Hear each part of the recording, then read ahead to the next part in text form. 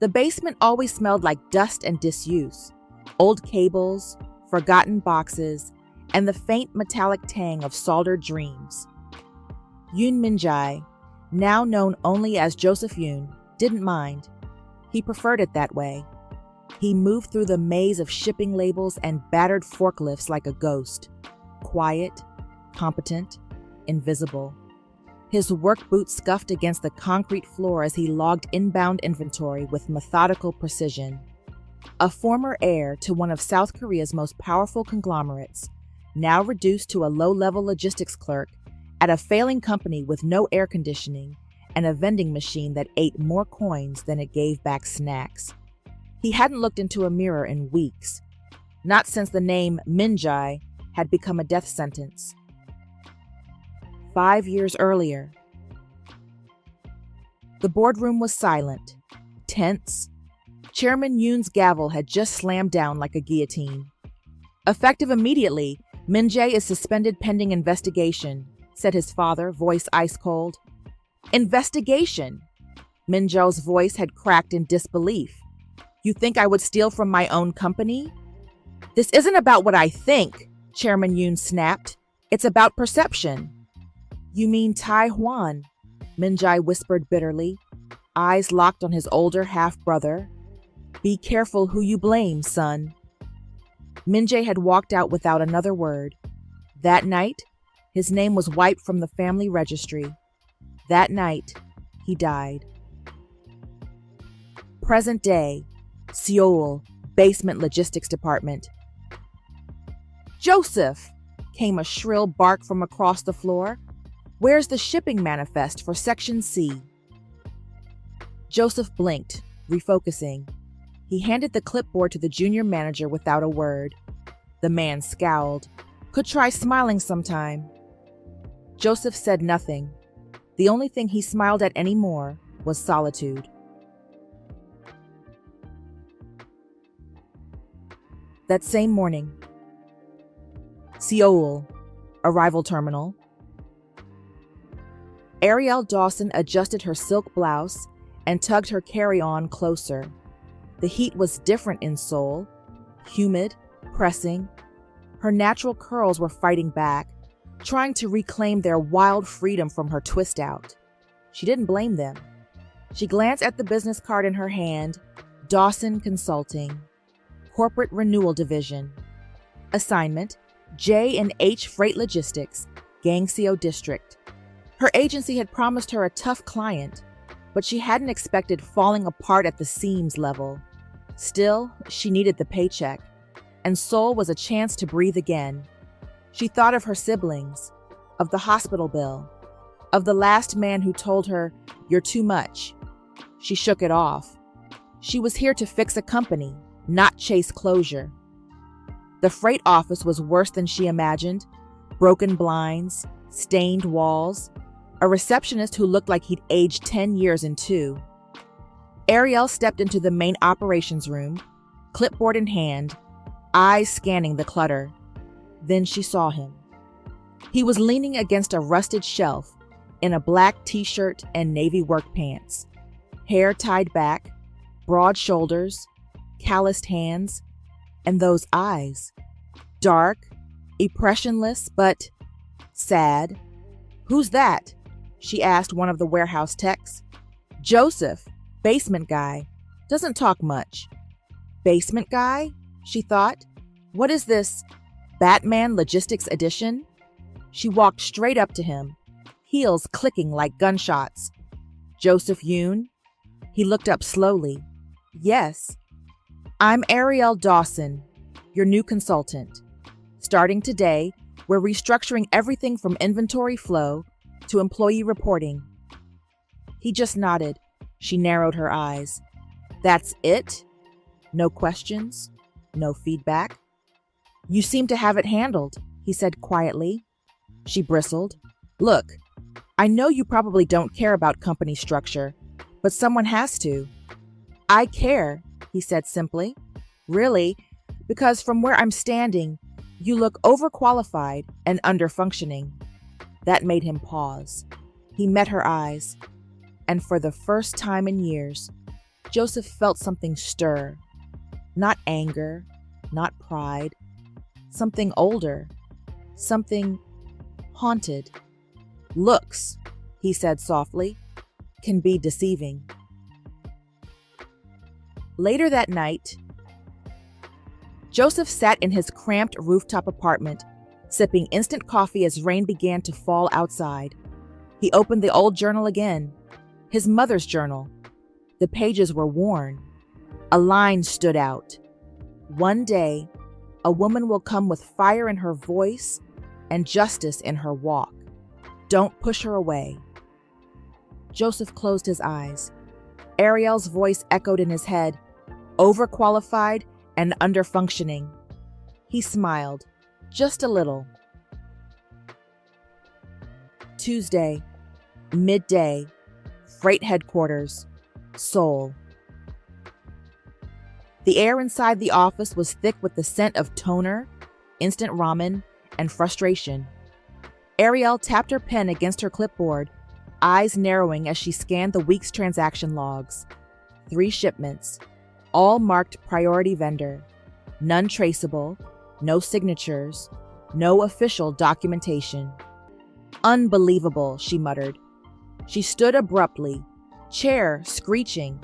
The sudden movement startled a passing intern. She stormed into the break room where a few employees huddled, watching Kdrama clips on their phones. "Who's in charge of inventory authorization?" she asked. Silence. "Anyone?" "You've got ghost shipments bleeding money, and someone signing off under initials that don't match any employee files." One of them, a middle-aged manager with coffee-stained teeth, smirked.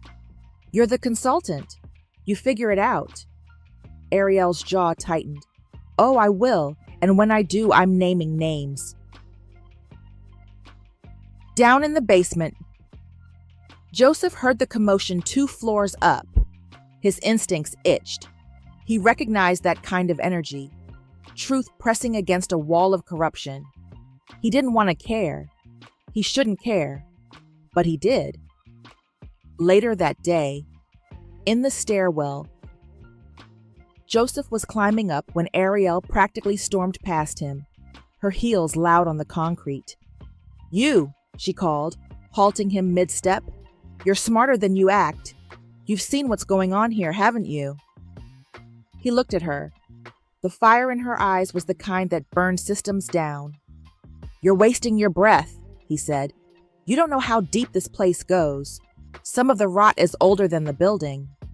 "So what? I'm supposed to smile and ignore it?" "No," he said quietly, "but don't bleed for people who will bury you without flinching." Arielle stared at him. That hit too close to home. "You're afraid," she said, "or you've just forgotten what courage feels like." He clenched his jaw. "You don't know anything about me."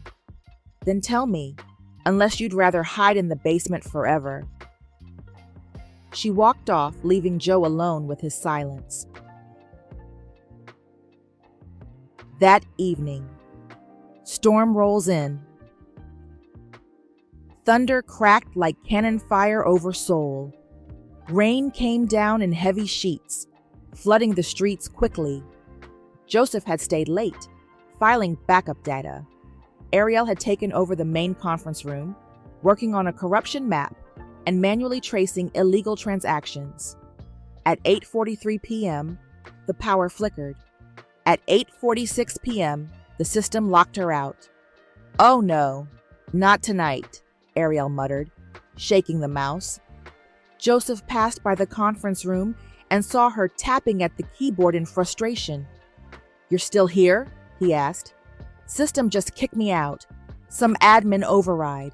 Can't log back in." Joseph walked in slowly. The glow of her laptop screen painted her face in warm light. He pulled out a flash drive from his pocket. "Try this. It's a mirror I made of the server, just in case." She blinked at him. "You've been keeping your own version of the company files?" He hesitated, then nodded. "It helps to remember what the truth looked like, before someone rewrites it." She inserted the drive. The files opened. Outside, the storm surged louder. A sudden clap of thunder followed by a power outage plunged the entire building into darkness.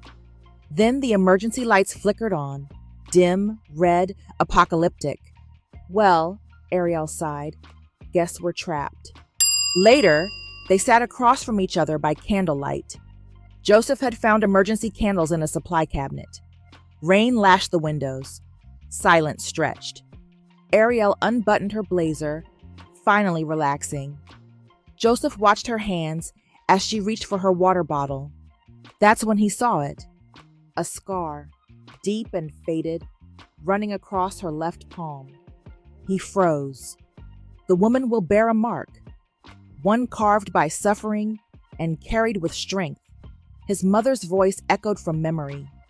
He swallowed. That scar, he said. Arielle glanced at it, then curled her fingers. Got it during a fire when I was a kid. Tried to pull my brother out through broken glass. She said it casually, like recounting a weather report, but her voice trembled slightly on the last syllable. Joseph looked at her, really looked. Not just the beautiful face or the confidence, but the woman underneath. A fighter, a protector. Your brother? He asked. Alive, because of it. She smiled faintly. He still owes me chocolate every year on the anniversary. Joseph leaned back, eyes never leaving hers. You're not what I expected. You mean loud, disruptive, American? I meant strong and good. Maybe too good for this place. She raised a brow. And what about you, basement Batman? I'm nobody. I don't believe that. He looked down. She saw the flicker of grief in him, the kind that sits too deep to fake. You lost something, she whispered. Didn't you? Joseph hesitated. Then, everything. 11:58 p.m. The storm softens. Arielle stood by the window, watching the city lights slowly return through the mist. You ever think about running? She asked. Joseph joined her. I did. Once. But when you run from truth, you run forever. She nodded. Then, gently, she reached out and placed her scarred hand over his. He didn't flinch. Later that night, Joseph walked home alone, under the flickering streetlights, her touch still burning into his skin. In his apartment, he opened his mother's journal again. Tonight, the line glowed like prophecy. You'll recognize her not by beauty, but by the scar she carries and the way she doesn't flinch when the world breaks. His hands trembled. He closed the book. Arielle, he whispered, who are you? Thursday morning. Freight HQ, 10:26 a.m. Arielle felt it the moment she walked into the break room. That subtle pause in conversation, the sideways glances, the silence just a little too loud. She glanced around and found him leaning against the counter. Manager Choi Do-jin, head of external vendors, mid-40s, smug smile, sharp suit that didn't match the sleaze in his tone. Consultant Dawson, he said, voice silky as he stepped forward. I heard you've been digging. That's my job, she said flatly, brushing past him toward the coffee machine. Some people don't appreciate outsiders poking their noses where they don't belong. She turned slowly. Some people should be more concerned about their name on falsified documents. He chuckled, stepping closer. Too close. Look, let's not make this difficult. You're young, smart, and alone. Soul can be cruel to women without powerful friends. Arielle stiffened. Her voice dropped to ice. I'm not afraid of men who hide their incompetence behind bad cologne and hollow threats. Do-jin's smile faltered. Watch yourself, he warned. Things tend to happen to the difficult ones. Joseph had heard the tail end of the conversation. His jaw clenched. He entered the break room just as Do-jin stepped closer again. "She said to back off," Joseph said. Do-jin turned to see Joe standing in the doorway, expression unreadable but deadly calm. "Stay out of it, basement boy." Joseph stepped forward. "That's rich coming from a man whose department hasn't balanced a vendor sheet since Q2. Do-jin scoffed. "What are you now? Her bodyguard?" Joseph's voice lowered to a razor's edge. "If you ever speak to her like that again, I won't need to be." Do-jin scoffed and stormed out, leaving a tense silence behind. Arielle exhaled, shoulders still stiff. "You didn't have to do that," she said quietly. "I did," Joseph replied. She looked at him, really looked, and for the first time she saw it, the stillness he carried, the kind that came from weathering storms far worse than break-room bullies. Later, that day, 2:12 p.m. Arielle's phone buzzed. She glanced down. Unknown number. "You're asking the wrong questions. Leave while you still can." Her heart skipped. She read it again, then a third time. She looked up at Joseph across the room, sitting at his desk, eyes focused on his screen. What am I walking into? 5 years ago, Yoon Group.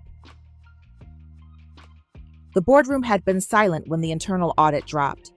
"We have solid proof," Tae-hwan said coldly, holding up a folder.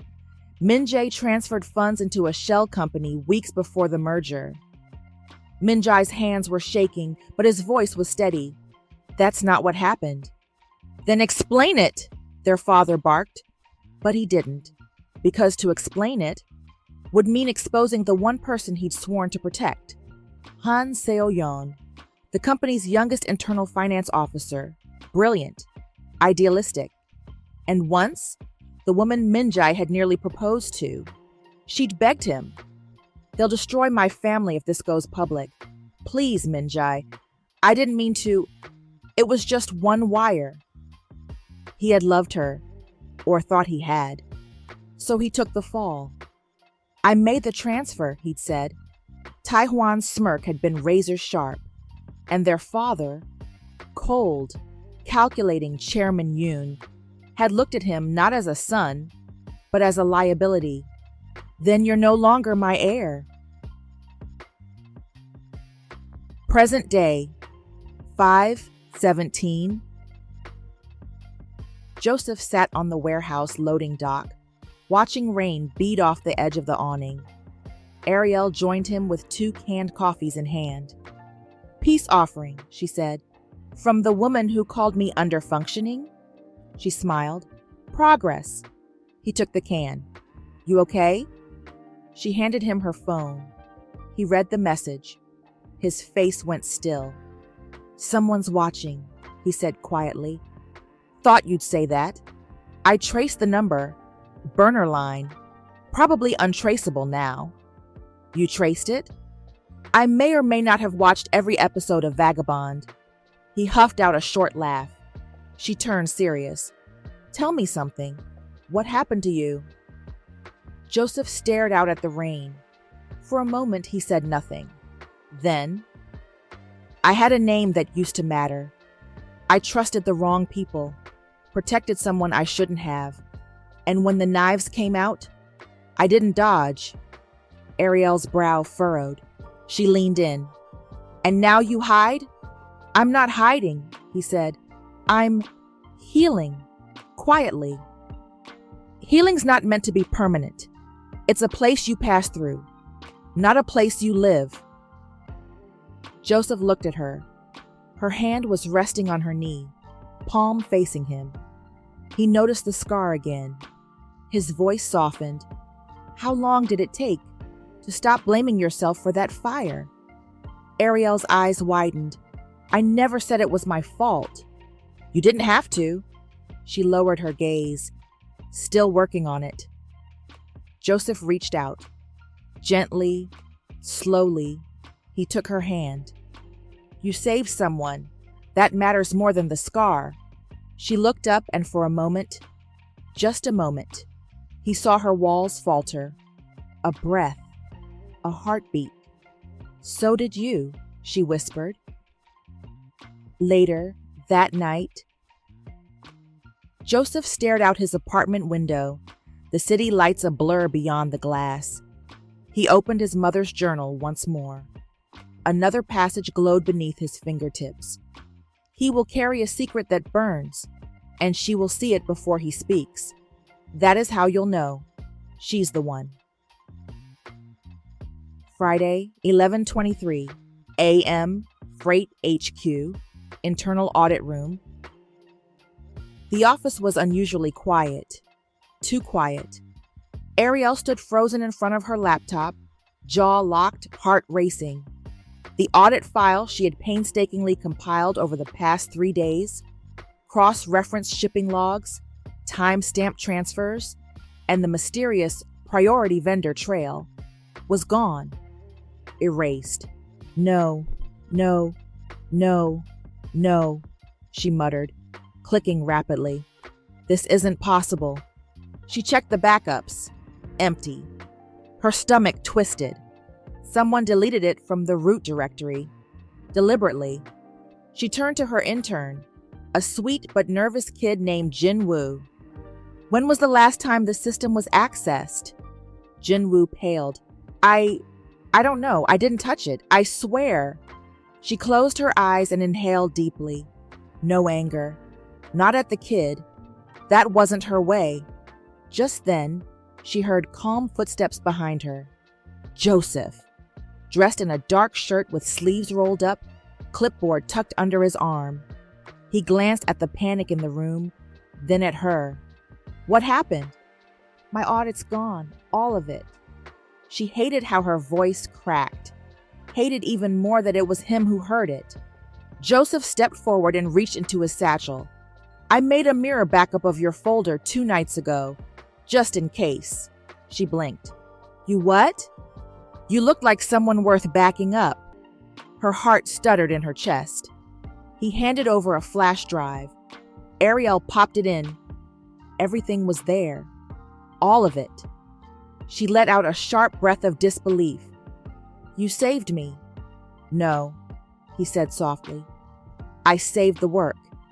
You're saving this company. Across the room, her team was beginning to murmur in admiration. Jin-woo whispered, I told you he was weirdly smart. Arielle turned toward Joe. Why would you do that? You don't even know me. He met her eyes. I know integrity when I see it. 1:05 p.m. Rooftop balcony. The sun broke through the clouds for the first time in days. Arielle and Joseph stood on the rooftop, sharing 2 vending machine coffees in silence. She looked over at him. You know you surprised me today. How so? You come off like you're hiding, but you're watching everything, processing, calculating. He smiled faintly. Old habit. Were you always like that? He shook his head. No. There was a time I wanted to change the world. What changed? His answer came slowly. I learned the world doesn't want to be changed by people it can't control. She was quiet a moment, then said gently, You speak like someone who's lost everything. He didn't answer, just looked out at the skyline. I'm not trying to pry, she said softly, but I want to know you, really know you. That hit somewhere deep, somewhere Joseph had buried for years. He looked at her then, eyes storm dark, but clear. You're dangerous, Arielle Dawson. She raised an eyebrow.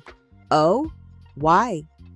Because you make me feel like I want to be known again. Meanwhile, Yoon Group headquarters, Gangnam. In a sleek boardroom encased in glass and silence, Yoon Tai-hwan stood staring at a tablet screen. You're sure this photo is real? A man in a dark suit nodded. Taken yesterday. Anonymous submission to a gossip blog that flagged the facial recognition filters. The image was blurry, but unmistakable. Joseph, walking beside a woman. Arielle. She was laughing, head thrown back, completely unaware of the lens that captured them. Tae-hwan's face twisted. So, the ghost resurfaces. He turned to his assistant. Send it to the chairman. Title it, The Heir Who Wouldn't Stay Buried. Let's see how long this little fairy tale lasts. Back at the freight office, Arielle gathered her files into a binder. Joseph approached with a quiet step. Dinner? He asked. She looked at him. Like food? Together? Yes, he said, smiling for real this time. I think we deserve it after today. Only if you're buying, she teased. Deal. Later, Seoul Street corner, under lantern light. They walked side by side, just a bit closer than necessary, their laughter blending with the buzz of the city.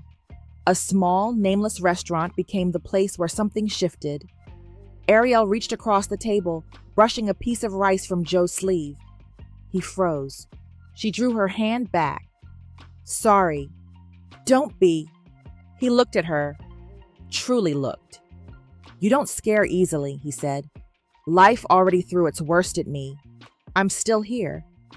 I think, he hesitated, then smiled. You might be the storm I didn't know I needed. Her heart skipped. She whispered, then don't run this time. That night, back in his apartment, Joseph unlocked his door and stepped into the quiet. His phone buzzed with a notification from unknown. Photo attachment. He clicked it. The image loaded. Him, with Arielle, taken from across the street. Blurry but clear enough. Joseph stood still. They know I'm alive. His thumb hovered over his mother's journal on the desk. His chest tightened. He whispered, barely audible, God, what do I do now? Monday morning, 7:58 a.m. Freight headquarters. Joseph arrived early. It was something he did when his mind wouldn't rest. A silent war between instinct and memory. Last night's photo still burned in his inbox, proof that they knew. He made his way toward the operations room. The lights still dim, but something was off. The ceiling panel above his desk hung slightly crooked. Frowning, he stepped up on a nearby chair and pushed it back, expecting dust and wiring. Instead, he found a small black device blinking silently. A bug.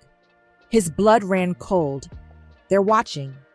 They were never gone, just waiting. He didn't call security. He knew better. He removed the bug carefully, turned it over in his palm, and whispered, Tae-hwan, you really never let go. Same morning, 9:30 a.m., lobby cafe. Arielle stirred her latte absently, reviewing the latest updates, vendor anomalies, file duplication attempts. It was all building towards something bigger, something dirtier. She barely noticed when the man sat down across from her. You must be Arielle Dawson. She looked up. He was handsome, well-dressed, with a subtle arrogance in his posture. Depends on who's asking. Kang Hae-jin. I'm an old friend of Joseph's. She frowned. Joe had never mentioned anyone named Hae-jin.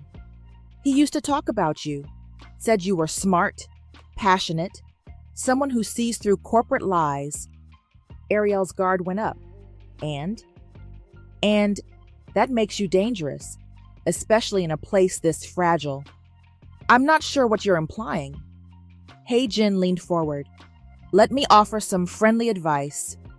Drop the audit, sign your exit report, collect your pay, and walk away. She blinked. Excuse me?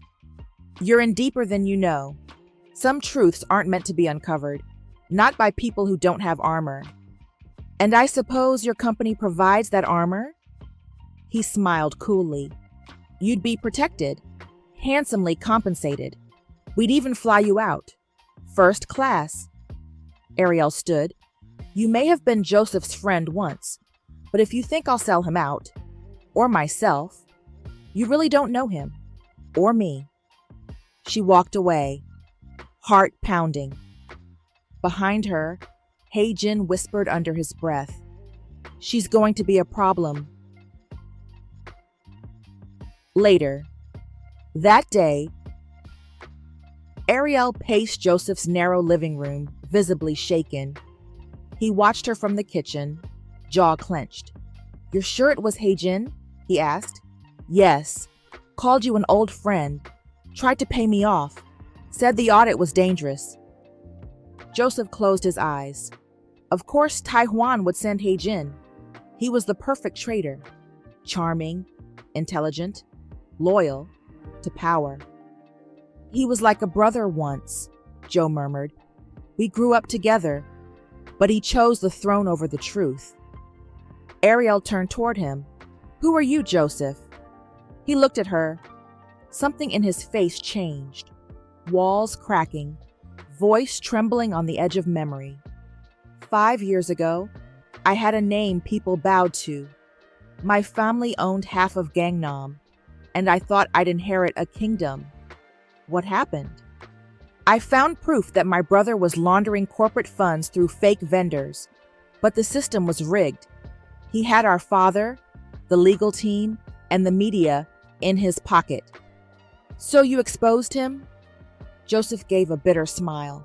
No, I took the fall for someone else. I let the lies bury me. Why? Because someone I loved asked me to. Silence settled between them, heavy and full of ghosts. Arielle stepped closer. You're not the only one with scars, she said softly. I once exposed a firm back in Chicago. The CEO was stealing pension funds. I leaked it anonymously. They traced it back to me anyway. Joseph's eyes flickered with understanding. What did they do? Fired me, blacklisted me, then sued me for breach of contract. I lost everything. My apartment, my reputation, almost lost my brother's college tuition. Joseph swallowed hard. Why'd you do it? Because someone had to. They stared at each other. Two broken people who had once tried to be heroes and paid the price in silence. Arielle stepped closer. He didn't move. You keep pulling away, she whispered. Why? Because if I fall for you, they'll come for you. They already are. She was so close now, he could feel her breath. Her hand touched his chest, right over his heart. He leaned in, slowly, hesitantly, as if drawn by gravity itself. Their lips were a whisper apart. And then, he pulled back. I can't, he said, voice breaking. Not until you know everything, and not until I've burned the bridge they'll try to use to reach you. Arielle's eyes shimmered with hurt, but also understanding. She nodded once. Then go burn it, but come back. Tae-hwan stood at the head of the table, watching the security feed of Arielle walking out of the freight building. She's getting too close. One of the board members asked, what if she finds the old contracts? Tae-hwan smirked. Then we bury her, like we buried him. Corporate Retreat Grounds, Yonggin, South Korea. The company retreat was meant to be a half-hearted team-building exercise, an excuse to hike, eat overpriced catered food, and pretend workplace morale wasn't hanging by a thread. Arielle hated it. Joseph hated it more. They hadn't spoken much since almost kissing. They'd kept to their corners, orbiting each other like stubborn stars with too much gravity and not enough courage. But fate has a way of snapping silence in half. It started with dark clouds rolling over the mountains, then thunder, Then a burst of rain so heavy, the parking lot turned to soup. And then, the bus wouldn't start.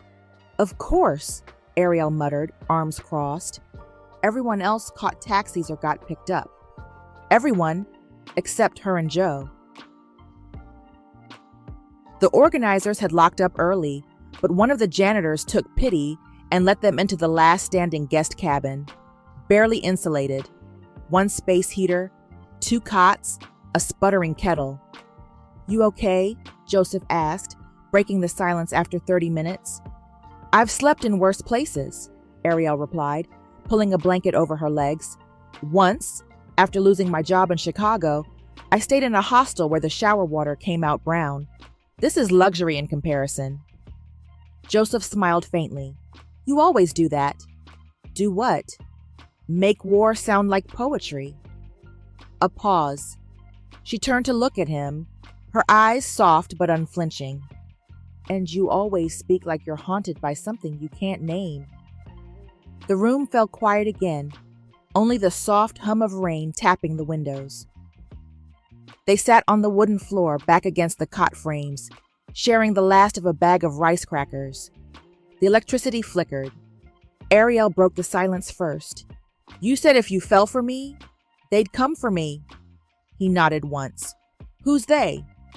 Joseph hesitated, then exhaled slowly. "I used to have a different name. It was stolen." Arielle turned to him fully. "Tell me." He met her gaze. "I told you before," voice barely audible.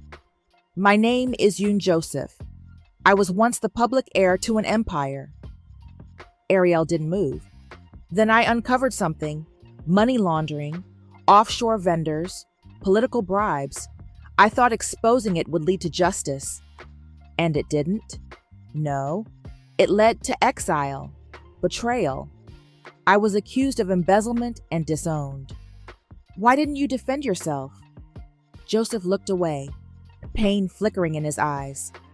"Because doing so would have destroyed someone I loved, and I wasn't strong enough to let her burn."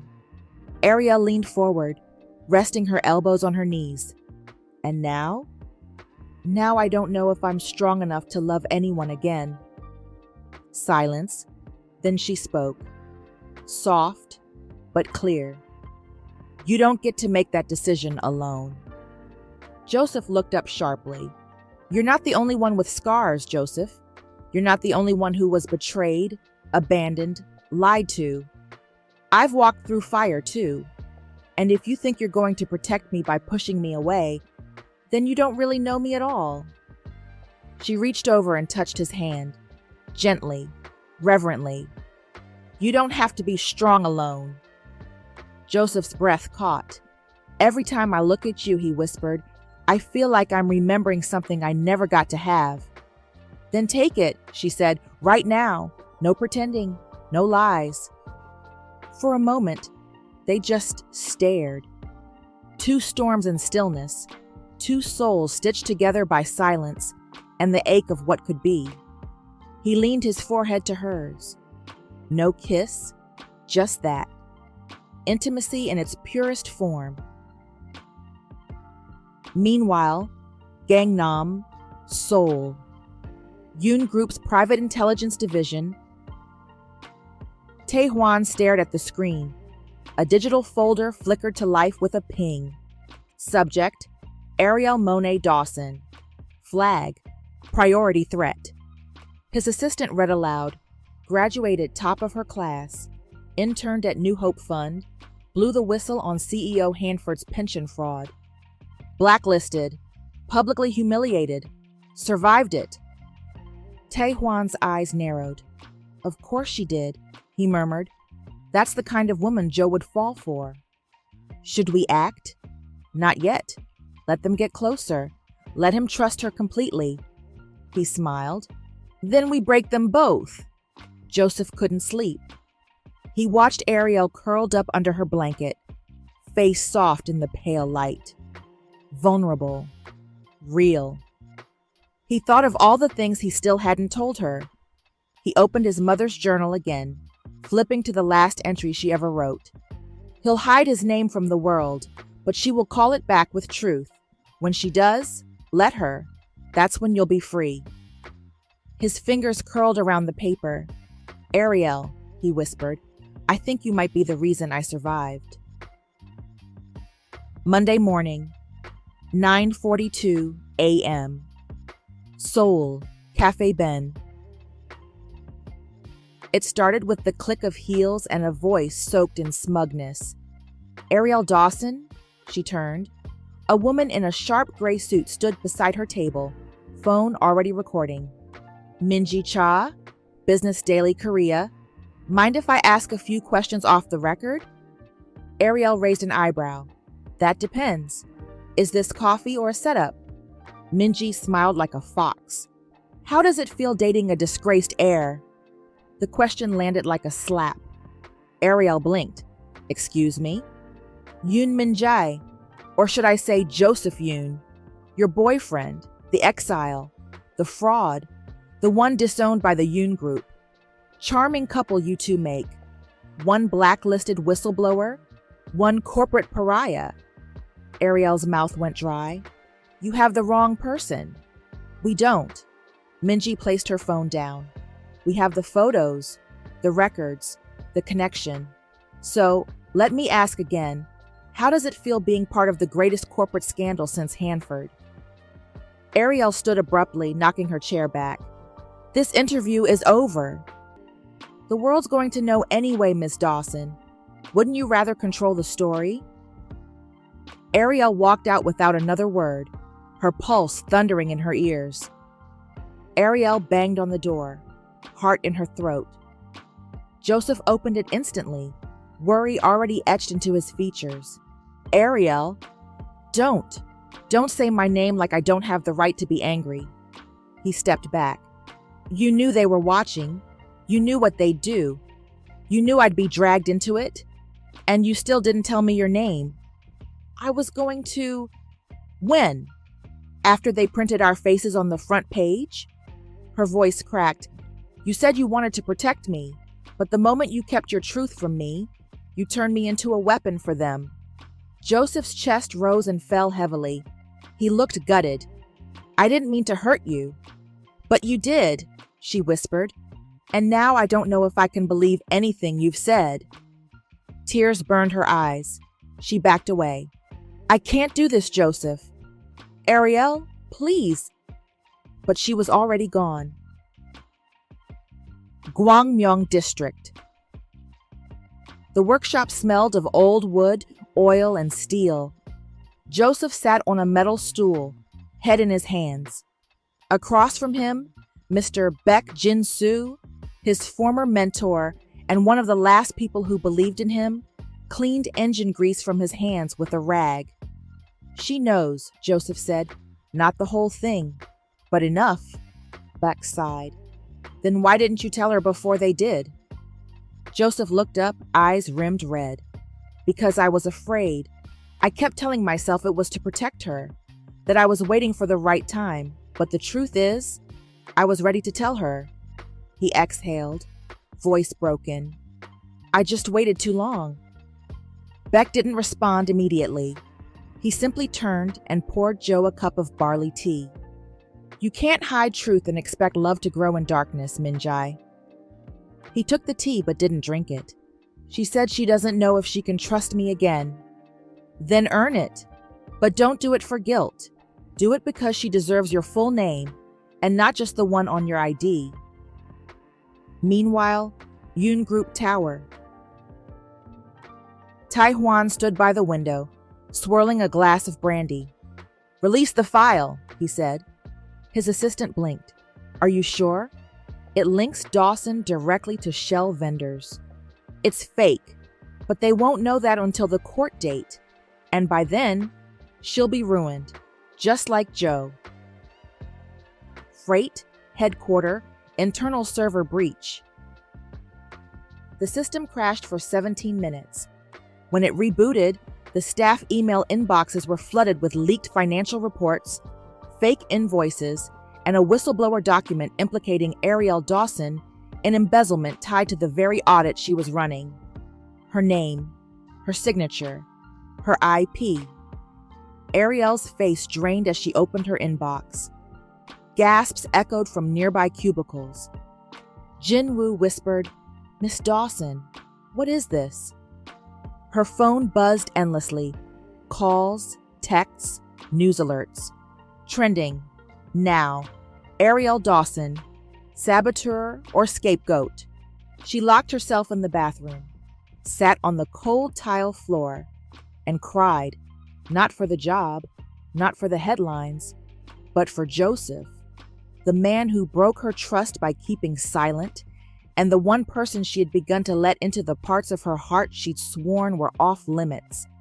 She whispered to the empty room, "Why didn't you trust me enough to tell me first?" Joseph stood beneath the streetlight, his hands clenched around his phone. Arielle wasn't answering. Rain had begun to fall again. Soft, cold, cleansing, almost cruel. He looked up at the sky and whispered, "They meant this for harm, but I won't let it end here." He took a step forward, toward the fight, toward the fire, and, hopefully, toward her. Monday morning, Seoul, worldwide. The war started not with bullets, but with a headline. Arielle, the consultant who seduced a fallen heir and stole from the company she swore to fix. The blog post went viral in under 2 hours. By noon, hashtags trended globally. Hashtag Arielle the Con. Hashtag Min-jae falls twice. Hashtag corporate scandal queen. Arielle stared at the article on her phone as if it were in a foreign language. Her face was plastered beneath the headline, eyes cropped mid-blink to make her look crazed. Screenshots of falsified invoices. Her signature, faked. Her IP address, spoofed. Photos of her and Joseph smiling. Captioned like proof of a sordid affair. "They think I used him," she whispered. "They think I planned this." Same morning. Outside Freight, HQ. Journalists swarmed the gates. Cameras flashed like lightning. Microphones shoved through car windows. Joseph stood in the chaos alone, suit wrinkled, hair unkempt, shadows under his eyes like bruises carved by guilt. "Mr. Yoon, is it true that Arielle Dawson was planted to sabotage the audit? Did she use your name to manipulate internal files? Did she blackmail you, romantically or financially?" Joseph lifted a hand. The crowd fell into a breathless hush. "Her name is Arielle Monet Dawson," he said, voice firm. "She's not a saboteur. She's not a con artist. And she never needed to manipulate me." "So you're confirming the relationship?" someone shouted. Joseph didn't hesitate. "Yes, I love her." Gasps rippled. Cameras clicked faster. He took a breath. "And I would rather be ruined beside her than praised beside liars." The silence that followed was thunderous. Later, at Yoon Group Tower. The private elevator ascended like a noose tightening around his neck.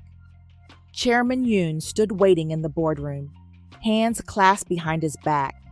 The board members sat silently like wolves in Armani suits. "You've made quite the scene, Min-jae," his father said. "The press is in flames. The board is calling for a full legal investigation." "Good," Joseph said, "because the only thing worse than silence is what you all allowed behind closed doors." Chairman Yoon's voice sharpened. "Face the board, or lose everything. There will be no more middle ground." Joseph met his father's gaze without flinching. There never was.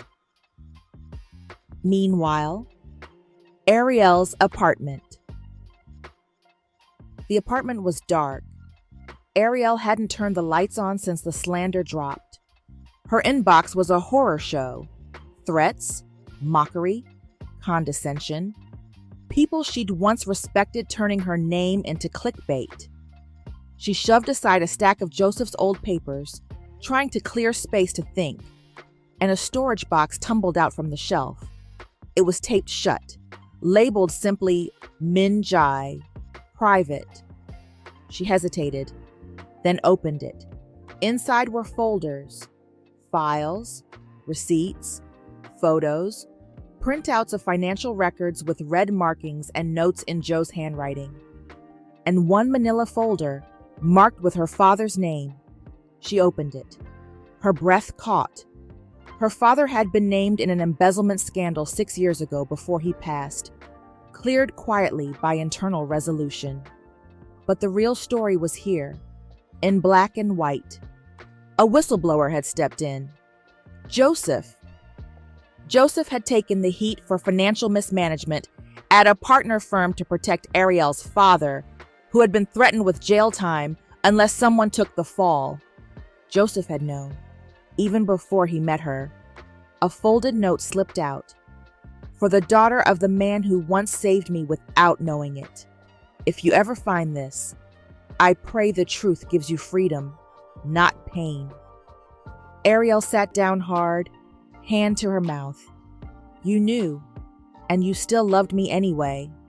Joseph stood at the rooftop of an old building, watching the lights flicker across the city. His phone buzzed. One new message from Arielle Dawson. I found the box. I know what you did for my father. You lied, but you also carried a burden I didn't ask for. I'm not ready to forgive you yet, but I don't want to walk away either. If there's still a version of truth we can build on, meet me where this all began. Joseph exhaled. The rooftop. The first night she called him overqualified and underfunctioning. She's still here, he whispered. Tai Hwan sat alone in a penthouse, watching Joseph's press clip on loop. Yes, I love her. He scoffed. Let him say it. Let him believe it means he's won. He sipped his whiskey. The real war hasn't even started yet. Wind swept across the rooftop, the same place where it had all begun, where she first challenged him, insulted him, woke him up. Joseph stood with his back to her, staring at the hazy skyline like he was waiting for judgment. Arielle stepped out of the stairwell. The soft click of her heels against concrete sounded louder than it should have. He turned. Their eyes met, and the weight of every word unsaid hung in the silence between them. She held the folder in her hands. You knew my father? She asked, voice low, trembling not from anger, but from disbelief. From the beginning? Joseph's throat bobbed. Yes. Why didn't you tell me? Because your father once protected me without asking for anything in return. I wanted to do the same for you. She blinked back tears. What happened? Joseph stepped forward slowly. His voice was a wound being reopened. When I first uncovered evidence of Taehwan's shell accounts, I didn't know how deep the rot went. I reached out to one of Yoon Group's partners, a man named Elijah Dawson. He didn't hesitate. He tried to warn the press, but Taehwan's people traced the leak to him. My father never told me, she whispered, because he was silenced. The only way I could stop them from imprisoning him was to say the leak came from me. I was already a marked man. What was one more nail in the coffin? So you let the world bury you, she said, voice cracking, to save someone you didn't even know? He looked me in the eyes, Joseph said, pain shining behind his gaze, and I saw something in him I hadn't seen in my own family in years. Courage. He stood when I couldn't, and I vowed, if I ever saw his name again, I would protect it. Arielle stepped closer. And when you met me, I saw him in you, he whispered. Her tears spilled. You should have told me. I was afraid it would feel like a debt, like I loved you because of gratitude, not choice. She shook her head. You fool, she said gently, brokenly. You loved me before you even knew who I was. Yes, he breathed, and I still do. The mahogany doors opened into an elegant, dimly lit office filled with decades of power. Mr. Choi, a stern-faced estate lawyer in his 60s, greeted them. "We've been waiting for this moment for 5 years," he said, sliding a thick envelope across the table. Joe frowned. "Waiting for what?" "Your mother's final will." "But I already read." "That was the public document. This is the private one, sealed under Clause 4A, only to be opened when a woman named Arielle Dawson stands beside you in the wake of public disgrace." Arielle froze. Joseph's eyes widened. "She knew your name?" Choi opened the envelope. Inside were 4 pages and a photograph. A young Elijah Dawson, smiling, holding hands with a pregnant woman, Joe's mother. "They met decades ago," Mr. Choi said quietly, "before either of you were born." Arielle's hands trembled as she took the picture. "She wrote this before her death," Choi continued. "I'll read the relevant clause." He cleared his throat.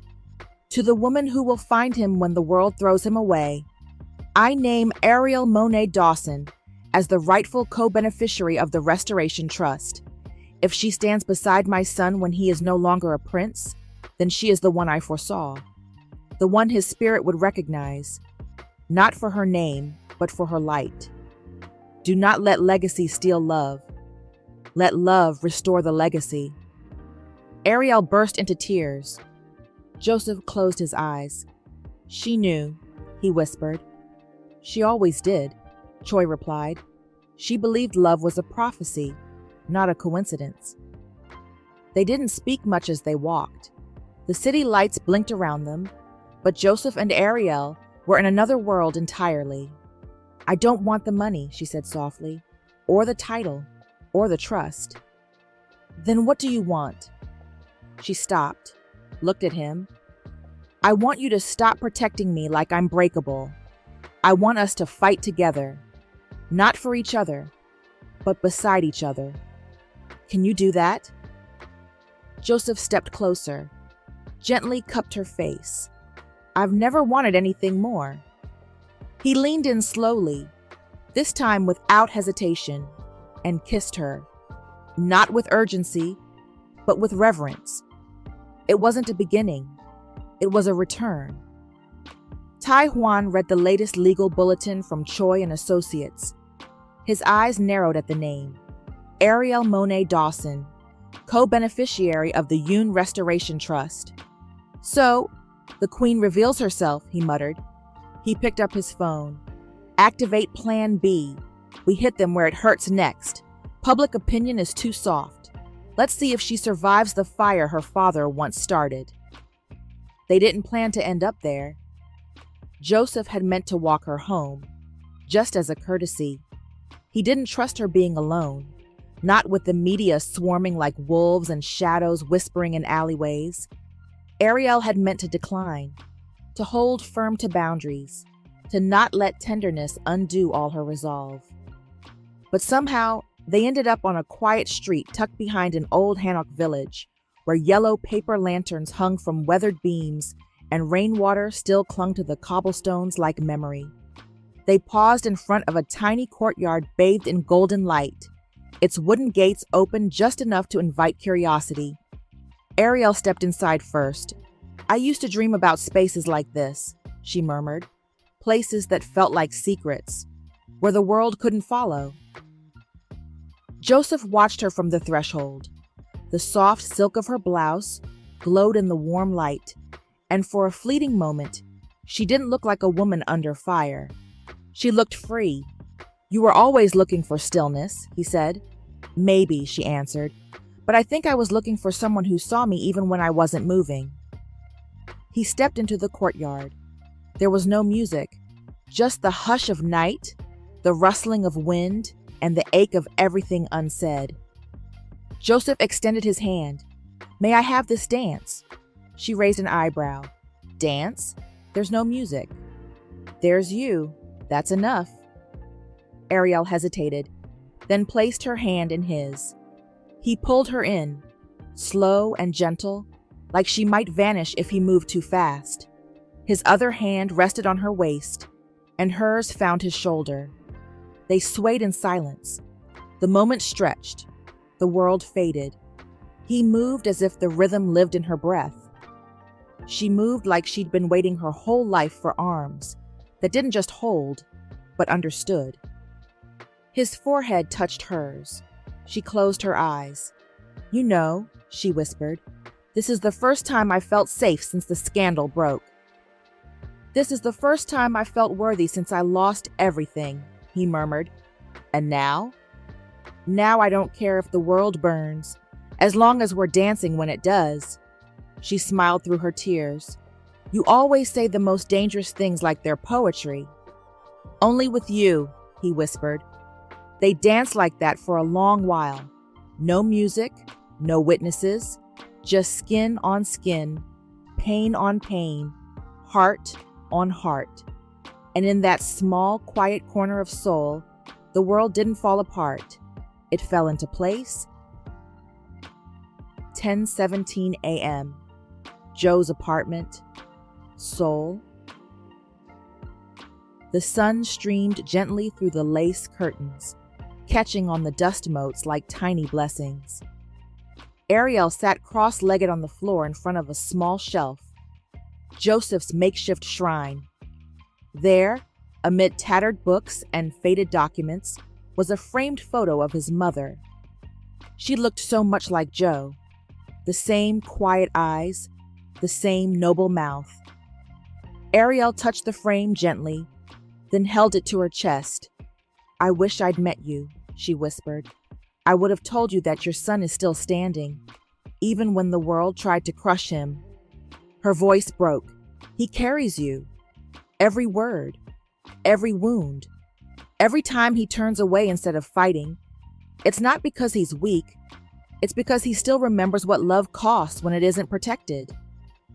A tear slipped down her cheek. "But I'm here now, and I'm not letting go." That evening, Gangnam Royal Tower, Charity Gala. The ballroom shimmered in gold and ivory, filled with Seoul's elite, politicians, investors, and media power players sipping champagne like truth was an inconvenience. Chairman Yoon stood near the center, regal in a navy suit, untouched, untouchable, until Arielle Dawson walked in. The moment she entered, conversation stuttered. Eyes followed, half curiosity, half venom. She didn't flinch. She walked straight to him.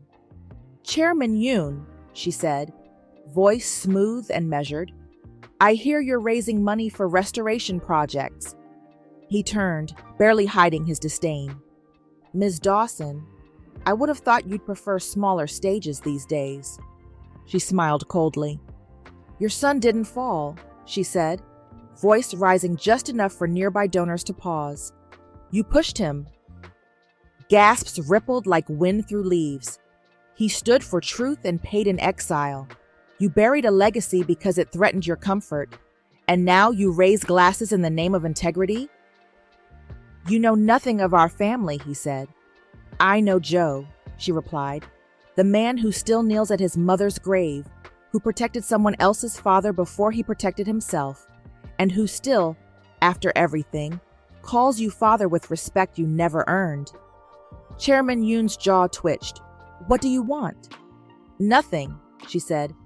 "I just wanted you to know that restoration doesn't come from the top floor. It starts in the ruins, and that's where your son is rebuilding something you never could honor." She turned and walked away. Cameras snapped in the background. Not one whisper dared to chase her this time. Later, that week in an old shipping warehouse, Incheon Port, Joseph stood beside Arielle, overlooking an empty warehouse with cracked windows and rusting beams. He held a folder in one hand, the Restoration Foundation. "This is where it starts," he said. Arielle looked around. "You sure this is the place?" "It's not pretty," Joseph replied, "but it's honest. It's where everything I lost can be reborn. Not under Yoon Group, not with a legacy built on silence, but something new. What is it exactly? A foundation, he said. Part business incubator, part whistleblower sanctuary, part logistics company. We rebuild what others tried to destroy. We fund ideas buried by fear. She looked at him with awe. Joseph, this is your mother's dream, isn't it? He nodded. And mine. I just didn't know it until I met you. Arielle slipped her hand into his. Then let's build it together. They stood beneath the cherry blossom tree she once loved. Joseph placed fresh white peonies against the stone. Uma, he whispered. I was afraid I'd never find someone who'd walk with me through the fire. Someone who wouldn't flinch when the ashes clung to me. He looked at Arielle, tears in his eyes. But she came. And she didn't run. Arielle kneeled beside him. We're not trying to fix what was. We're building what should have been. The wind whispered through the blossoms. Somewhere in the silence, Joseph could almost hear her voice. Then you are no longer my broken boy. You are my restored son. Thursday, 10:01 a.m., Seoul National Press Forum. The air in the auditorium pulsed with tension.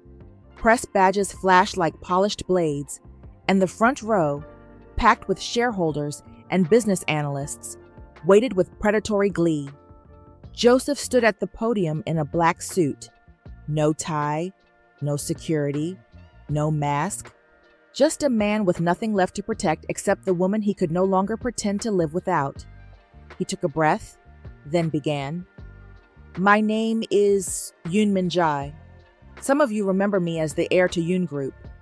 Others may know me as the man who disappeared in disgrace. Cameras clicked.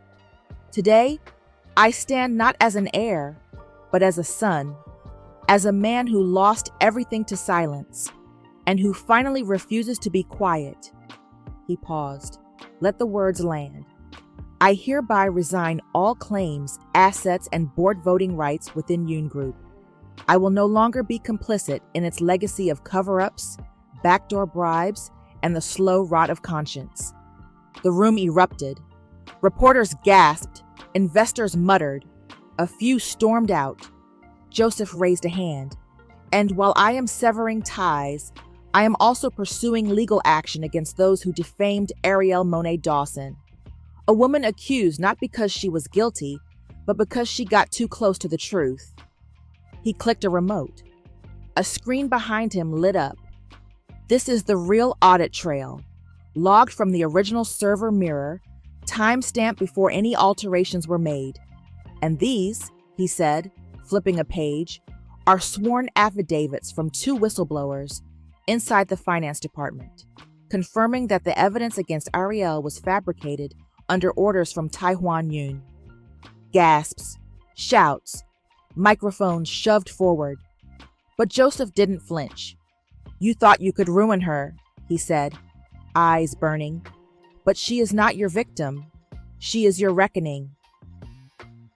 2 years ago, Joe's childhood home. His mother's journals were neatly stacked in her old study, bound in green leather with pressed cherry blossom petals inside. For years, Joseph couldn't bring himself to open them. Until now. As he flipped through them last night, he saw it. A sequence of verses underlined not once, but in a pattern. Red, blue, red, blue. At first, he thought it was a mother's quirk. Then he remembered. If you ever doubt your future, Min-jae, she once said, look for the code I wrote in flowers. Truth always blooms again. He followed the color sequence to build a cipher. Each verse's first word, then its last. When decoded, it read, the one who bears the scar will carry both your name and your fire. Trust her. She is the key to your deliverance. His mother had seen Arielle, before either of them had known what their lives would become.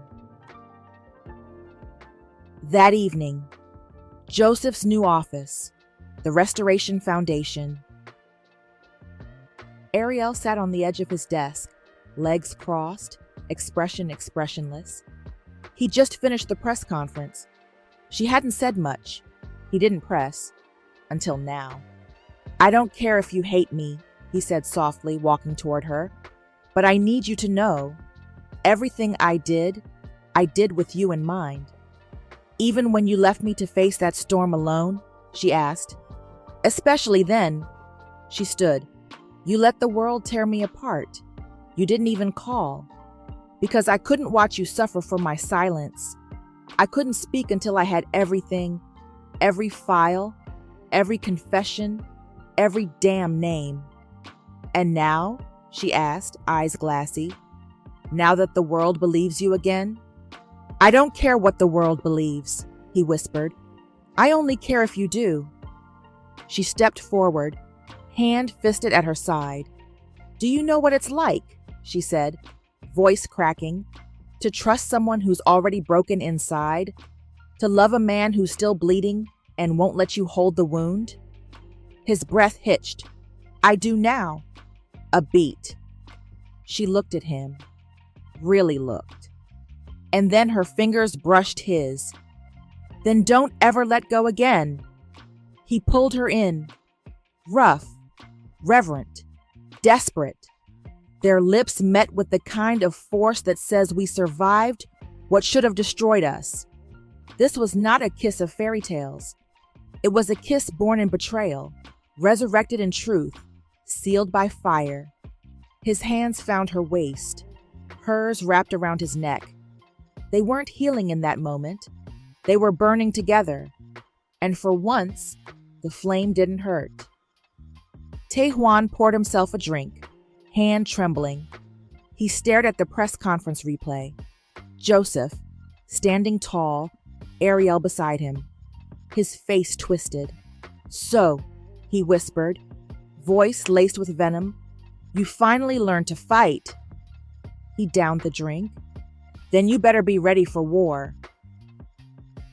Tuesday, 6:12 a.m., the Restoration Foundation, Seoul. Joseph woke to 32 missed calls. By 6:45, headlines were screaming. Breaking news. Ex-Yoon heir Yoon Min-jae, implicated in insider trading scheme. New company under investigation. He stared at the screen, motionless. He didn't have to ask. He knew. Taehwan had made his move. Again. 10:09 a.m. Seoul Financial Crimes Division. Arielle sat in front of a wall of monitors, 3 laptops open. The scent of cold coffee and printer ink filled the air. She hadn't blinked in hours. Joseph's name was now tied to 3 investment transfers made just days before their public announcement of the Restoration Foundation's eco-partnership deal. Insider trading. Classic setup. "They're trying to kill us quietly," she muttered. Jin Woo, now her full-time assistant, stood beside her, eyes wide. "They even spoofed Joe's email," he said. "There's a digital signature match, but the header's wrong." Arielle paused. That was it. "They forged his digital key, and the only people with that level of access," she stopped, "are still using legacy servers connected to Yoon Group's old firewall." She turned to Jin Woo. "Pull the old Yoon offshore vendor registry. I want every transfer within the last 60 days. That's thousands of pages. Then we'll write history one spreadsheet at a time." Meanwhile, at Yoon Group Tower, executive floor, Taehwan smirked as he sipped a rare single malt. His brothers sat around the table, smug and silent. "Min-jae won't survive this one," he said. "By the time the audit clears, the public will have turned." "And Arielle?" one brother asked. "Collateral damage. Let her burn with him."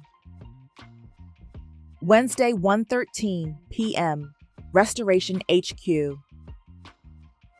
Arielle burst into Joseph's office, eyes wild.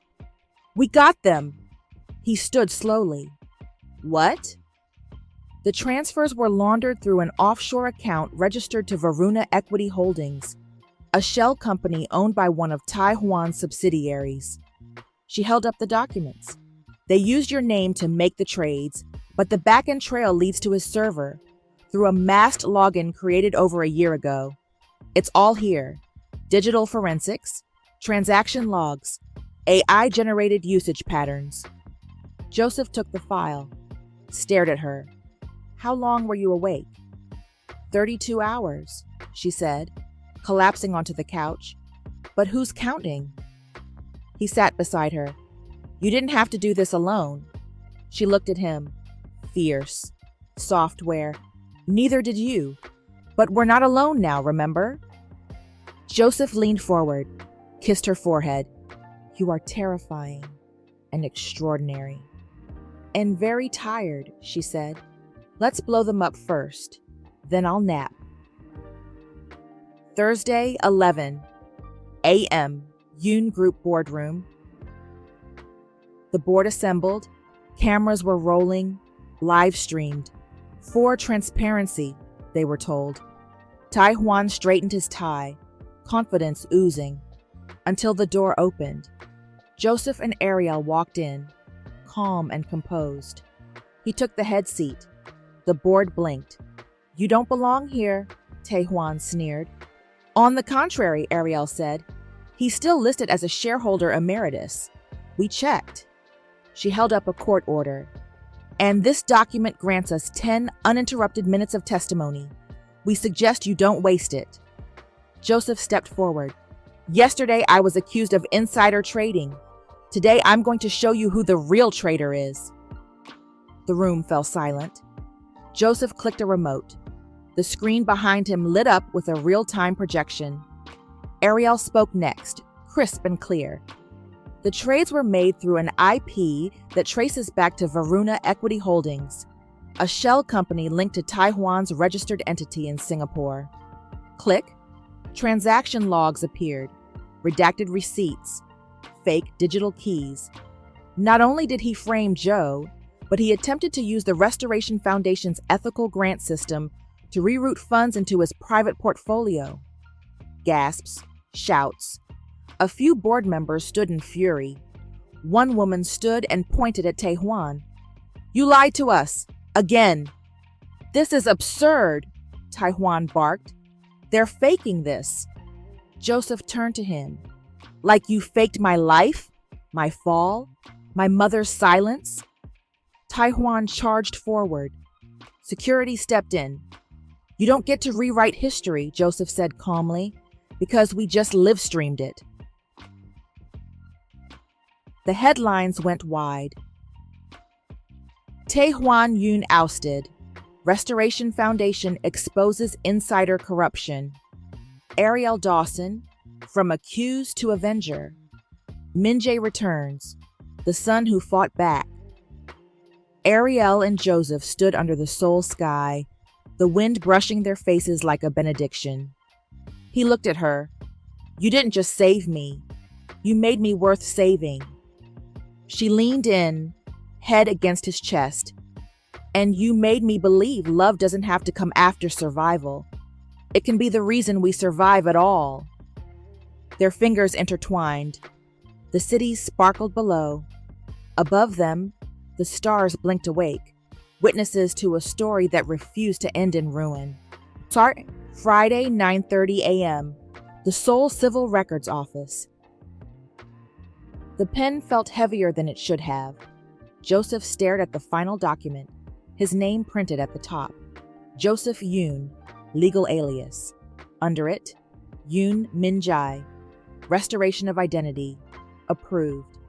He signed with quiet precision, the motion final, binding. Congratulations, the clerk said.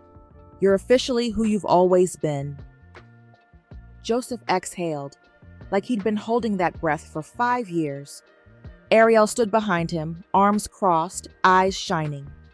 How do you feel? She asked. Like I just met myself again, he said, turning to her. And I'm glad you were the one standing there when I did. She walked to him slowly, placed her palm on his chest. You're Yoon Min-jae, but you'll always be my Joseph." He smiled, forehead resting against hers. "Then I have the best of both names." Later, that day, Incheon International Airport. Arielle stood at the arrival gate, bouncing slightly on her toes. Her nerves were taut, excited but buzzing. Then came the announcement, now arriving, Flight 78 from Chicago. 3 people emerged from the stream of passengers. Destiny Dawson, her 23-year-old sister, wearing oversized sunglasses and hoop earrings big enough to satellite the moon. Jalen Dawson, 18, and always half listening to something on his earbuds, though he whipped them out when he saw Arielle.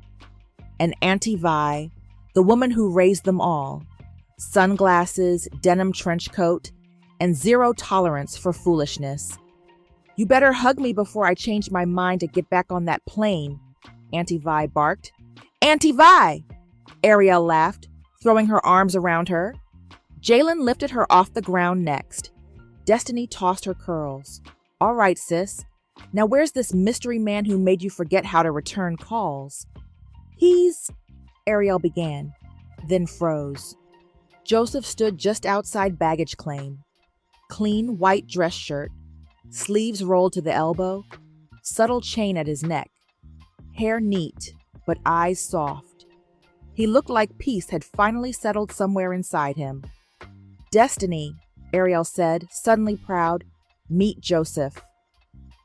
"Yoon Min-jae," he corrected gently, stepping forward. "But Joseph works too. It's the name she has chosen to call me." He offered Destiny his hand. "You're even finer than she said," Destiny said, smirking. "But if you break her heart, I've got 3 cousins in Atlanta who don't believe in the law." "Understood," Joseph replied with a small smile, "and fair." That evening, the house wasn't flashy, but it was warm. Tiled rooftops, a cherry blossom tree in the backyard, and wide windows that let in the evening light. A long dinner table had been prepared by Joseph's staff, complete with Korean and American dishes, glass pitchers of iced tea and citron water, and hand-folded menus written in perfect Hangul and English.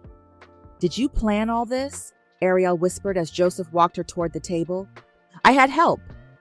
He gestured toward his assistant, Kang Suri, a petite woman with sharp cheekbones and a smile that rarely showed, except tonight. She was laughing with Destiny. They were off in a corner of the courtyard, Destiny sipping makgeolli, while Suri tried and failed to explain how to pronounce jjigae. "How do you say it again?" Destiny asked, nose crinkled. "Just don't," Suri laughed. "Eat it. Don't pronounce it." Arielle nudged Joseph. "Are they..." "I think they are," Joseph replied. "Suri hasn't laughed in 6 years. Destiny's been scaring people away for like forever. Might be a best friend match." They both smiled. Then Joseph pulled her aside, to a quiet part of the yard where lanterns floated above the pond. "Thank you," he said. "For what?" "For coming back. For not running when my name was poison. For helping me become the kind of man your family can eat with." Arielle looked up at him, heart soft. "Joseph, you were always that man. You just forgot." "Then remind me. For the rest of my life?" "Only if you don't forget to keep kissing me like that's your job." He leaned in, laughing. And this kiss wasn't broken or desperate. It was home. Destiny leaned closer. "So, Assistant Kang. You ever been to Chicago?" Suri tilted her head. "Not yet." "You should come. I know a jazz club where the drinks are stronger than my ex's excuses." Suri smiled again. "Maybe I'll stay long enough to give some new ones." They clinked glasses. Saturday, 8 p.m., live broadcast at KBC's National Newsroom. The stage lights were unforgiving, bright, hot, the kind that exposed everything. And Arielle didn't flinch. She sat upright in a navy silk blouse, her curls haloed by the overhead beams. No makeup team could tone down the fire in her eyes. And they didn't try. She had asked them not to. She wanted the world to see her exactly as she was. The anchor, Ms. Ju, cleared her throat. The cameras were rolling live. Arielle Dawson, consultant, entrepreneur, the woman once at the center of Korea's most shocking whistleblower scandal, and now co-founder of the Restoration Foundation. Arielle nodded once. You've been called everything from a fraud to a hero. So let me ask, what are you really? Arielle smiled softly. I'm not a fraud, and I'm not a hero. I'm not his savior, she said, voice strong.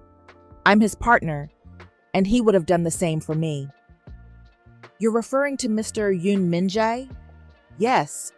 I stood beside him when the world forgot his name, but he did the same for me, before I ever knew he was watching. The anchor leaned in. You knew the risks, the slander, the surveillance. Why stay? Because walking away would have been safer, but loving him was sacred. A hush fell over the studio. For a long moment, even the cameras seemed to pause. And that's the kind of love I believe in, Arielle finished, the kind that fights back. 2 days later, Restoration Foundation grand opening. The crowd buzzed outside the towering glass building in Dongdaemun, banners flapping in the wind. Restoration Foundation, rebuilding truth from the ashes. Inside, Joseph adjusted the microphone, standing at the podium with Arielle beside him. He wore a slate gray suit, no tie, but a rose gold pin in the shape of a phoenix gleamed on his lapel.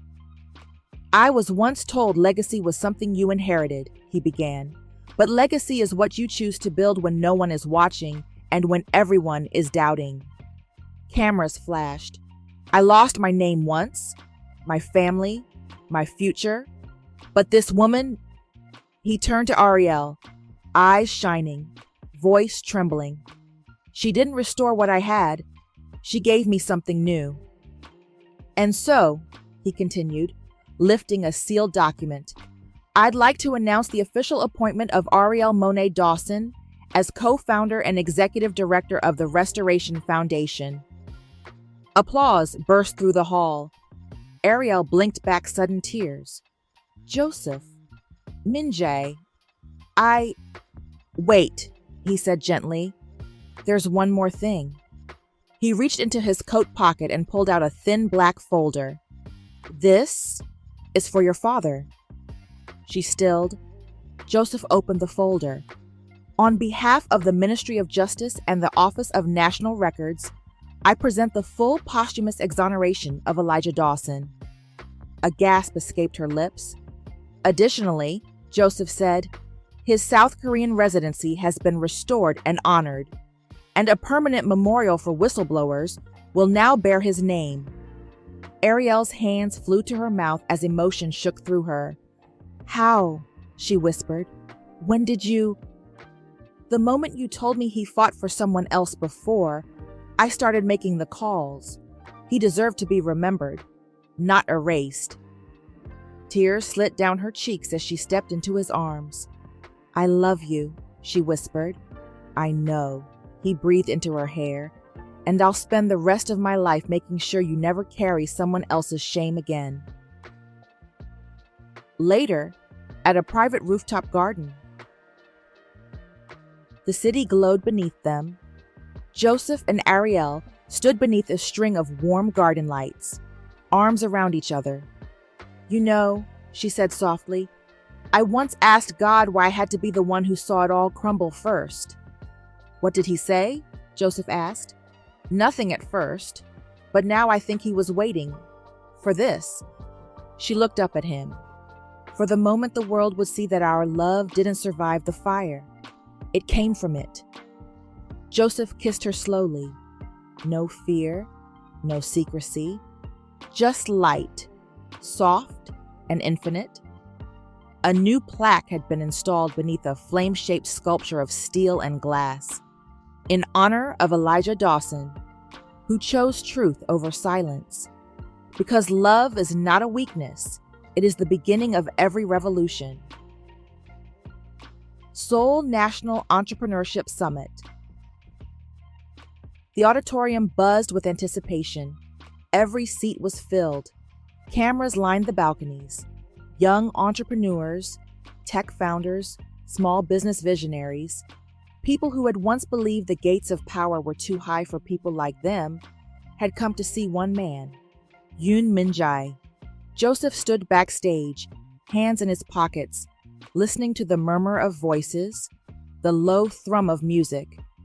Beside him, Arielle straightened his collar with a soft smile. "You ready?" she asked. "No," he said honestly, "but I'm going to say it anyway." She leaned in, her voice soft. "Then say it like the world needs to remember who you are." He kissed her temple. "Thank you for walking through the fire with me." "I didn't walk through the fire," she whispered. "I found you in it." Joseph stepped into the spotlight. There was a hush, that reverent electric silence before something important happens. He looked out over the crowd, some wide-eyed, some skeptical, all listening. "I was born with a name that opened doors," he began. "Yoon Min-jae, first son of Chairman Yoon Sang-joon, groomed for power before I knew what purpose was. But when I started asking questions about corruption, about ethics, about the blood price of ambition, those same doors slammed shut." He paused, hands steady on the podium. "They called me a traitor, a failure. They erased me. But what they didn't understand was that I was never trying to preserve a legacy. I was trying to build one." He stepped out from behind the podium. "If you remember nothing else today, remember this. Purpose outlives power. Power can be inherited, bought, faked, but purpose is forged. It's bled for. And no one, no system, no scandal, no family can kill the purpose that burns in you." Applause thundered. Some stood, some cried. And at the back of the room, Arielle pressed a hand to her chest, because she knew that speech wasn't just for them. It was for the boy who almost didn't survive. Same day at the Yoon Group Tower, private office. Chairman Yoon stood alone in his office, watching the broadcast replay on a muted screen. His face was unreadable, but his hands, once so steady, trembled. He turned to his assistant. "Schedule the press release." "Sir, I'm stepping down." The assistant blinked. "And your successor?" Chairman Yoon walked to the window, looking out over Seoul. "There isn't one." "You're not naming Min-jae?" "He already took what I never could give him." Silence. Then, "He built it without my throne. He doesn't need it now." 8 years ago, a young Joseph, barely 20, sleeps on the floor outside his mother's small study. Inside, she kneels on a straw mat, face pressed to the wooden floor, hands clutched tightly. Her voice trembles through the candlelight. "God, I see the weight you've placed on him. I see the pain he hides behind that perfect smile. But I also see the kindness, the fire, the heart." She lifts her head, tears wetting her face. "Don't let him lose himself chasing the name we gave him. Let him find someone who will fight beside him, not for his empire, but for his soul." She presses her hand to the journal beside her. "Send him a woman with storm in her spirit and truth in her spine, a woman who will walk through the fire and teach him how to live on the other side." The candle flickers. A whisper of fate moves through the room. Present day. Joe's office at the Restoration Foundation. Joseph sat in silence, Arielle asleep on the couch behind him, wrapped in a blanket, laptop still open beside her. He opened his mother's final journal. Her words stared back at him. The world tried to kill your purpose, but you let love resurrect it. That is what makes you my son. Not the blood, not the name, the fire, and the mercy.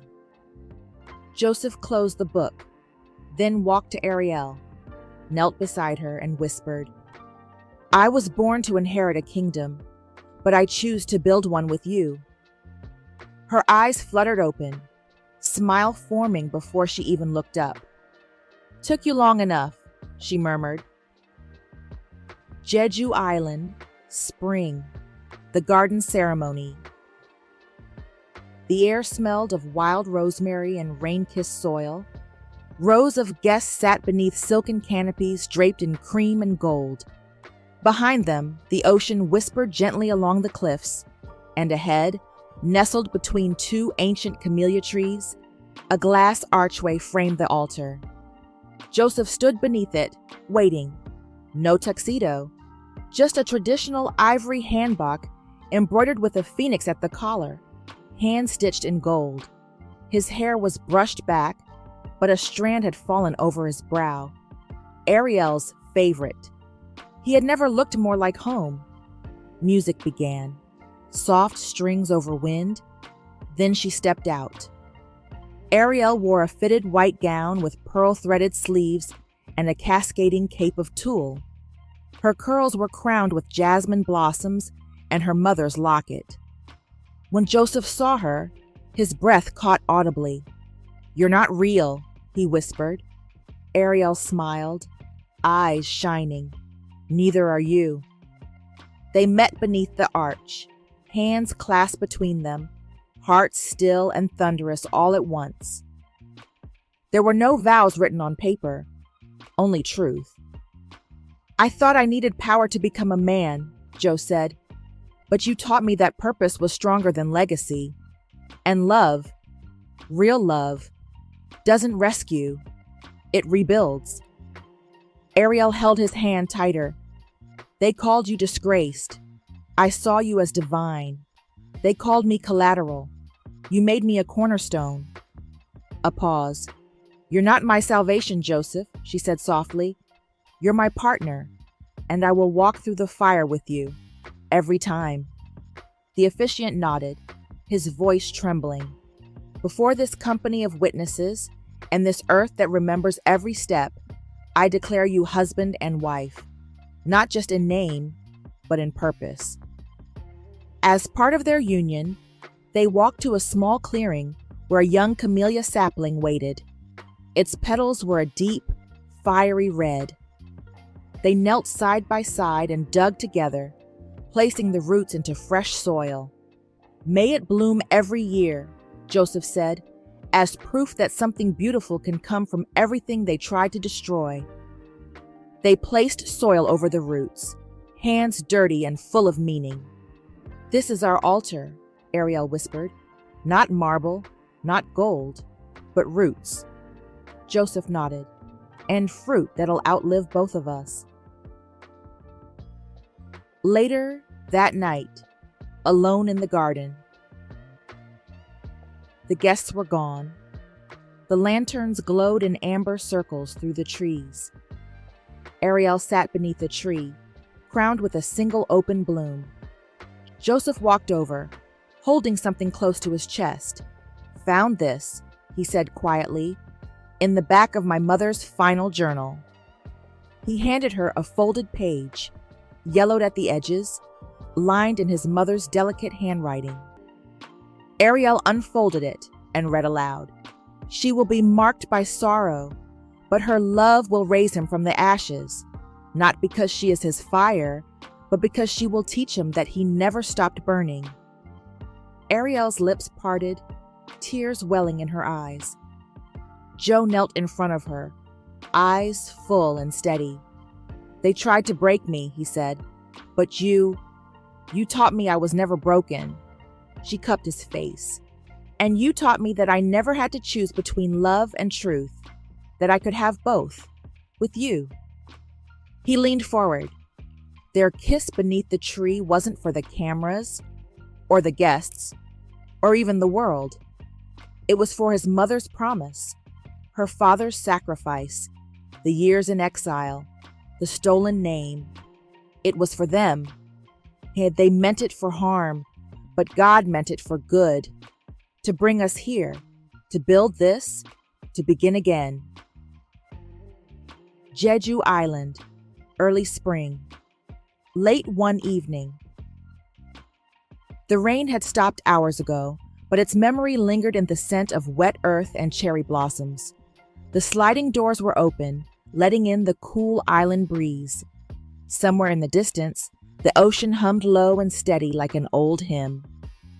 Arielle was curled up in their sunken reading nook, a steaming cup of ginger tea at her side, Joseph's head resting in her lap as he dozed. One arm draped around her calf, the other loosely holding a pen he'd fallen asleep writing with. She smiled at the way his hair had fallen into his eyes. How peaceful he looked when the world wasn't demanding anything from him. He had been journaling again, his quiet ritual on stormy evenings. She picked up the book beside her. Their eyes were watching God, the one she reread every spring. The pages were worn, soft at the edges, ink smudged from years of underlining. As she flipped past chapter 12, a thin folded page slid out from between the spine. Arielle blinked, opened it slowly. It was Joseph's handwriting. Her heart skipped. He'd hidden something. A letter from Joseph to Arielle. My Arielle, I don't know when you'll read this. Maybe never. But some feelings ask to be written, even if they're never spoken aloud. There are nights I still wake up in a cold sweat, heart racing with the memory of boardrooms that silenced me, headlines that devoured me, the weight of a name I no longer recognized. I was a shadow of a man, too quiet, too calculated, too alone, until you. You didn't rescue me. You saw me, the version of me even I had buried under loyalty and fear. You came with fire in your eyes and truth in your hands. You challenged me, tore down my walls, then stood with me as we rebuilt them from truth instead of shame. I used to think I had to earn love with power, but you taught me that love, real love, doesn't ask to be earned. It asks to be received. And somehow, even after everything, you gave it freely. I love the way you take up space without apology. The way your laughter makes people turn their heads. The way you hold your pain like a sword, not a wound. And the way you held me, even when I was all jagged edges and quiet grief. If I lose everything again in this life, and all that remains is you, barefoot in the kitchen, humming gospel with coffee on your lip, then I will count myself a king. No empire has ever meant more than the way you say my name like it was never broken. You are my greatest revolution. Yours always, Joseph. Min-jae. That's if you're reading this on one of your sentimental days again. P.S. I hid this here because I know you reread that chapter every year. You say it reminds you of storms that didn't drown you. Just know, I was one of them. She read every word in silence, her breath slowing, her lips parting. A tear slid down her cheek, leaving a soft mark on the corner of the paper. When she finished, she looked down at him. Joseph stirred, eyes fluttered open. Did I fall asleep again? You did, she whispered. What time is it? Late, and also perfect. Why? She held the letter above his head. He blinked, then sat up slowly, brows furrowing. You found it. Tucked in my favorite book, like you knew I'd find it when I needed it most.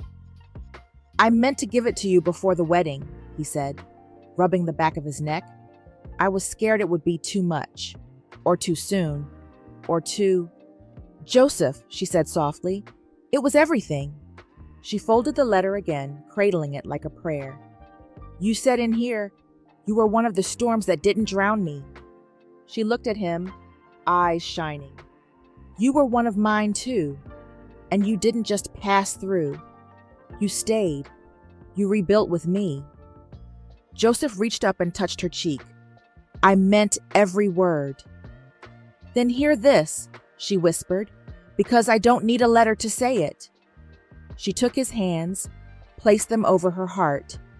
You are my home, not because you fought for me, but because you finally let me fight for you. He leaned in, forehead resting on hers. I'll never stop, he said, loving you, choosing you, letting you choose me back. Then promise me, she breathed, next time you write a letter like that, don't hide it. I won't, he said, lips brushing hers, unless it's in your next favorite book. She smiled through tears and kissed him, like the words had always belonged between them. The letter remained on the windowsill, fluttering softly in the breeze, its final line now whispered out loud. I was one of your storms, but you were my calm after. The end.